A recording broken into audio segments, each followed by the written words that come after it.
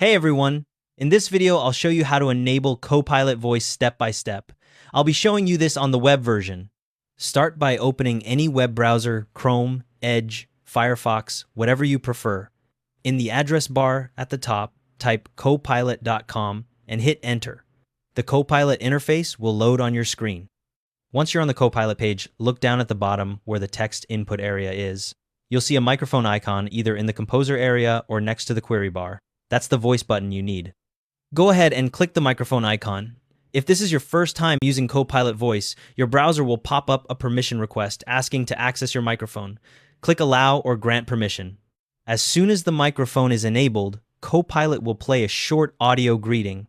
You'll also see an I'm listening indicator appear on screen. That tells you the voice feature is now active and ready to use. Now, you can just start speaking naturally. Talk to Copilot like you would in a normal conversation. It'll listen to what you're saying, process your question or request, and then respond to you with audio. You'll also get a text transcript of the entire conversation displayed on screen for easy reference if you need to scroll back and check something. You don't need to wait for Copilot to finish its entire response before you jump in. If you want to interrupt or move on to your next question, just start talking. It'll pick up where you left off. If you want to customize which voice Copilot uses when it talks to you, click your profile icon in the top right corner of the screen, select your profile name from the drop-down, then click on Voice.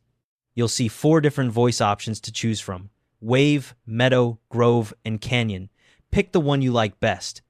When you're done with voice and want to mute yourself, just click the microphone icon again. This disables your microphone and stops Copilot from listening. If you want to end the voice conversation completely, you can either say goodbye out loud or click the X icon to close the session. And if you ever want to completely revoke Copilot's microphone access, you can do that in your browser settings under permissions. Thanks for watching.